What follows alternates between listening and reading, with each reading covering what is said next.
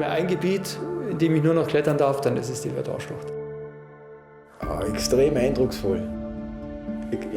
Mir blieben da jetzt Worte weg. Ich habe selten so leicht zugänglich, so super Felswände gesehen wie in Verdun. Und diese Tiefe, diese Ausgesetztheit, diese Kompaktheit. Das ist so cool, weil es einfach landschaftlich extrem lässig ist. Der Gesamteindruck von der Verdun-Schlucht ist für mich einfach überragend. Das ist für mich das schönste Klettergebiet der Welt, auch heute noch.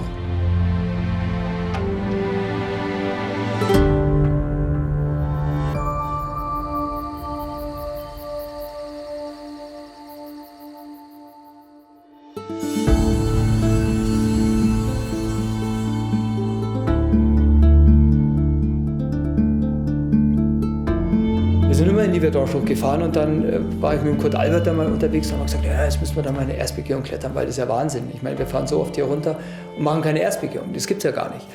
Und dann sind wir rumgefahren und dann sind wir schon fast durch gewesen und dann beim letzten Aussichtspunkt haben wir dann nochmal zurückgeschaut in die Schlucht. Und dann sieht man ja diesen markanten Pfeiler auf der gegenüberliegenden Seite stehen. Und Kurt hat als erstes so entdeckt, hat er gesagt, Mensch, ihr wollt es steil, da habt ihr es steil. Und wie das Ding so drin steht, wie so ein Schiffsbug, so auch ein bisschen so versteckt, so wohlbehütet da unten in der Schlucht drin, haben wir gesagt, das müssen wir uns anschauen. Und da haben wir uns dann mehr oder weniger runtergebohrt, haben wir von oben die Route eingerichtet und das fanden wir irgendwie toll, dass dann eine Linie durchzufinden durch diese Wand, die völlig natürlich ist, und die letztendlich dann auch ihren ganz eigenen Charakter bekommen hat. Und was die Route auszeichnet für mich persönlich, das ist, dass es ziemlich eine offensichtliche Linie ist. Wenn man da in den Canyon anschaut, dann sieht man halt den Pfeiler. Und der Pfeiler ist ziemlich eindrücklich, er schaut lässig aus. Ja, die Golden Shaun ist schon anders wie die Route, die ich davor in Verdun geklettert bin, weil es einfach viel steiler. Der Fels ist anders. Ich finde die Linie von Golden Shaun ist ganz, ganz cool.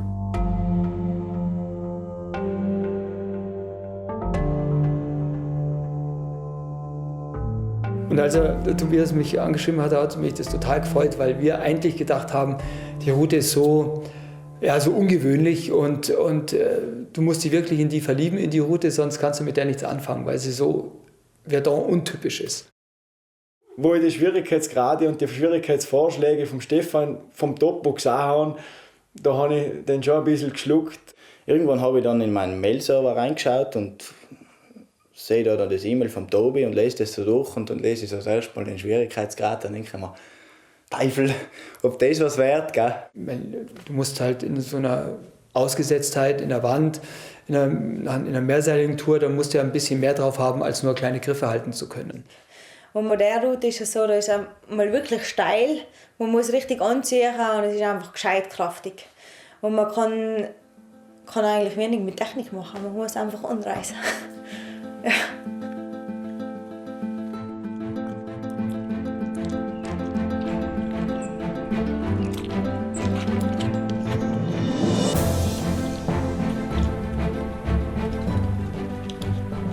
Wir sind angefahren und haben am gleichen Tag sind wir noch an die Schluchtfahrt gefahren und haben geschaut, wo das Ganze umgeht, das Ding. Ja, dann sind wir am nächsten Tag an. Die Route hat 4 Seillängen. Die erste Seillänge führt eigentlich durch einen relativ flächigen Bereich, also über so eine Ecke.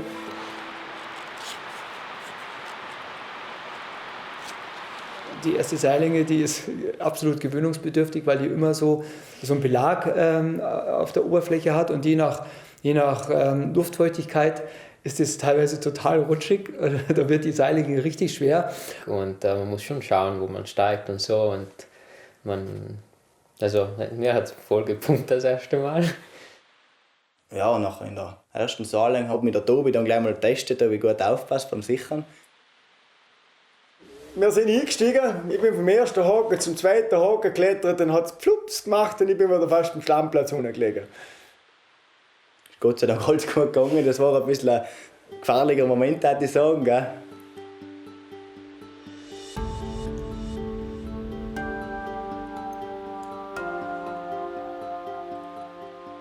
Und dann haben wir uns die Seillänge da auch gekämpft und gleich in der zweiten Länge, da war ich zum Führen dran, ist mir dann einmal klar geworden, dass das nicht ganz eine lockere Geschichte wird.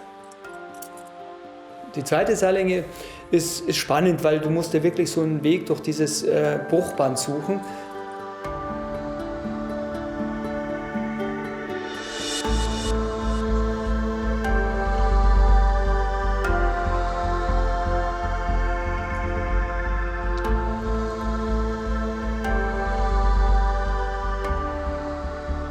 Dann kommst du quasi von senkrechter Kletterei dann immer langsam mehr in das Überhängende rein und wird immer anspruchsvoller. Und dann fängt der Krieg erst so richtig an. Das ist so eine Untergriffpassage, die ich probiert, stundenlang. Und dann keine Lösung gefunden, ich habe keine Ahnung, wie ich das klettern kann.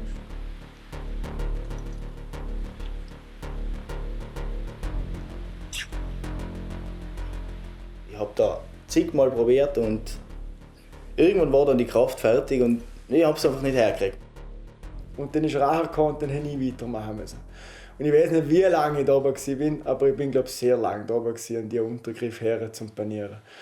Irgendwann habe ich immer im Kopf gehabt, wenn man da jetzt nicht drüber kann, dann stirbt das letzte Projekt. Ich weiß zwar nicht wieso, aber die Besessenheit ist so stark geworden, da musst du drüber, dann geht das ganze Jahr weiter.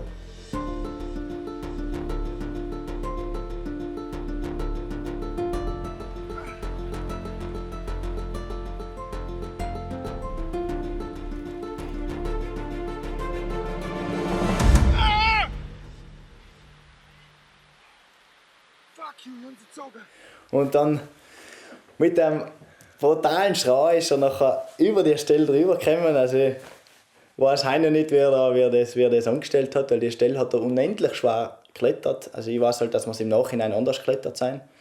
Und irgendwo bin ich über die Stelle gekommen und ich bin nachher so leer gewesen, so fertig, dass ich wieder anhauen musste und der Christoph hat die zweite Länge fertig ausgestiegen.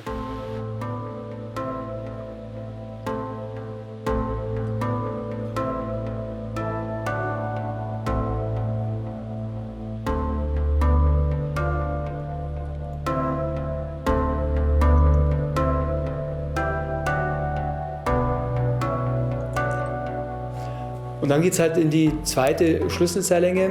Kannst du moderat so reinklettern, ist wunderschöne Kletterei, relativ einfach.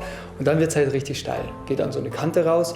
Und das ist sehr ungewöhnlich, weil von der Ausgesetztheit, von der Luftigkeit kenne ich in der Verdorschlucht kaum eine Stelle, die so spannend ist, weil du kletterst in so einen Überhang rein, noch mit guten Griffen, und dann wird es dann immer kleiner, immer diffiziler.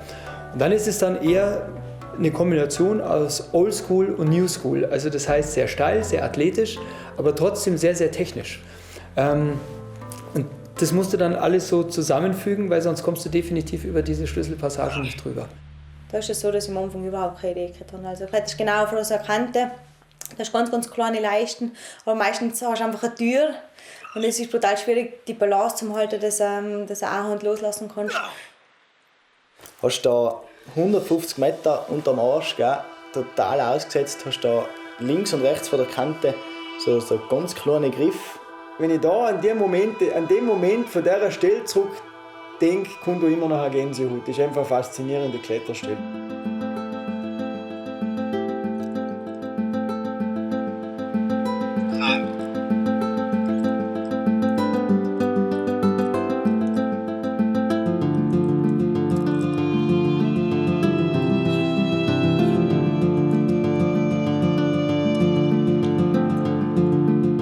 Die Züge sind für mich in dem Ambiente sicher etwas vom Lässigsten, was ich kenne, etwas vom Eindrücklichsten, was ich kenne. Ja.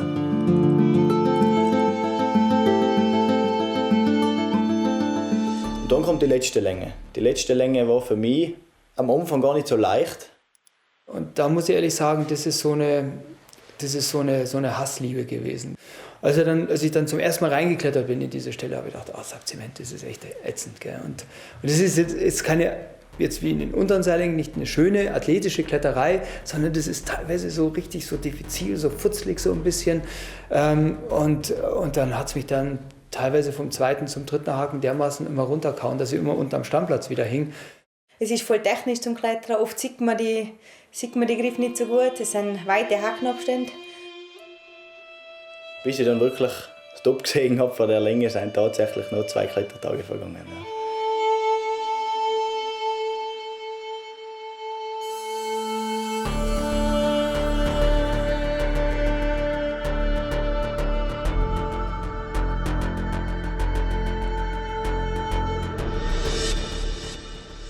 Nach einem Tag Pause haben wir natürlich schon gleich wieder rein müssen. Und ich bin wirklich übermotiviert, aber ich habe ja noch gar keinen Gedanken daran gehabt, dass das jetzt Zeit ist zum Punkt. Ich war ehrlich gesagt übermotiviert, einfach die Tour zum Klettern.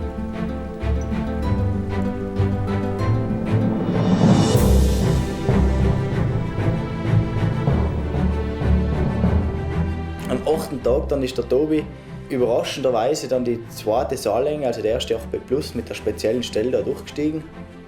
Und ich habe mir schon gedacht, jetzt hat er Blut geleckt. Gell?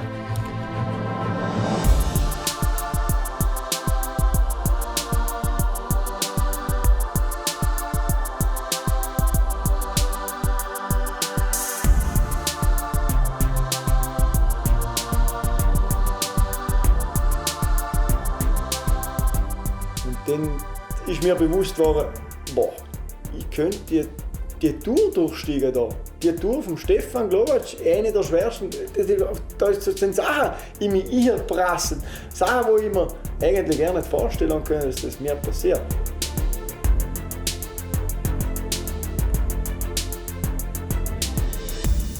Mit all den Gefühlen, was da zu Weg kam, sind wir dann nochmal eingestiegen in die 2. 8B Plus Länge. Und ich bin rausgeflogen. Es hat einfach nicht funktioniert. Ich bin rausgeflogen. Bei der Schlüsselstelle nachher hat er so auch geschnappt, da sehe ich ihn auf einmal und mit einem Schrei ist er noch ins Saal gefahren. Scheiße. Einen Versuch hat er noch und dann war es das mit dem Tag. Gell? Und dann bin ich da eingestiegen und bin durchgestiegen. Und es war ein Moment in der Schlüsselstelle selber. Auf der einen Seite ein riesengroßer Haufen von Zweifel, ob das überhaupt real ist. Und auf der anderen Seite eine volle Klarheit. Das Ding läuft.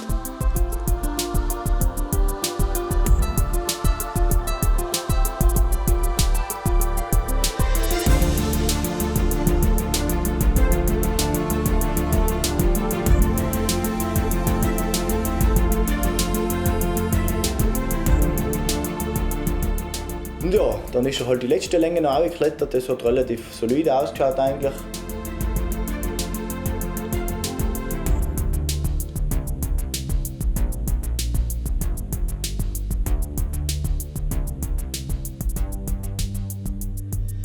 Ja, geil. Ein richtiger Gaudi nachher. Und dann ist es auf einmal gemacht, dann stehst du oben, ein feiner Wind geht da durch die Haare und ist einfach ein Wahnsinn. Ich war schon einmal zu früh da, um die zu teilen mit Christoph zusammen. Es war aber auch noch ein Löchchen da, weil es jetzt er ohne zu machen hat. Es hat es gebraucht.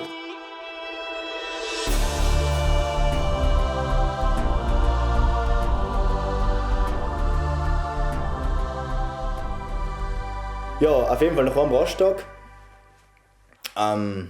bin ich noch dran gewesen. Und beim Christoph war es so, der war schon ein bisschen gar nicht mehr so super gut drauf, weil er gewusst hat, er hat keine Haut mehr und er hat leider mehr einen Tag Zeit und ob sich das wohl noch ausgeht mit der Route und so. In der Früh bin ich dann aufgestanden, es war ein richtig warmer Tag, ohne Wind. Und ich dachte, leck mich am Arsch. Gell. Also das war richtig, alles hat eigentlich dagegen gesprochen, dass ich dann nochmal einen erfolgreichen Tag habe in der Tour.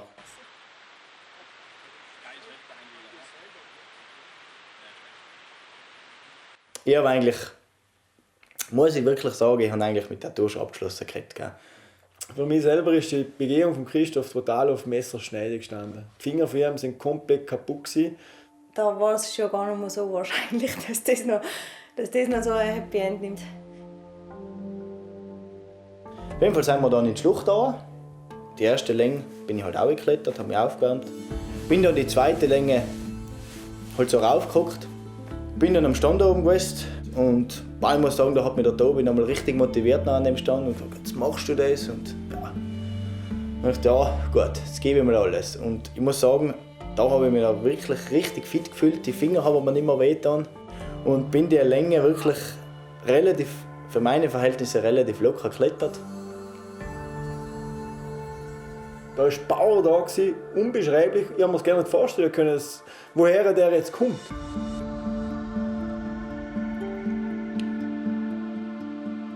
Ich bin da die letzte Länge ausgestiegen, die ist auch noch relativ gut gegangen.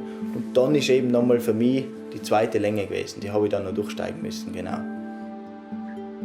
Die ist mir dann auch noch, muss ich sagen, für meine Verhältnisse recht gut gegangen, ja.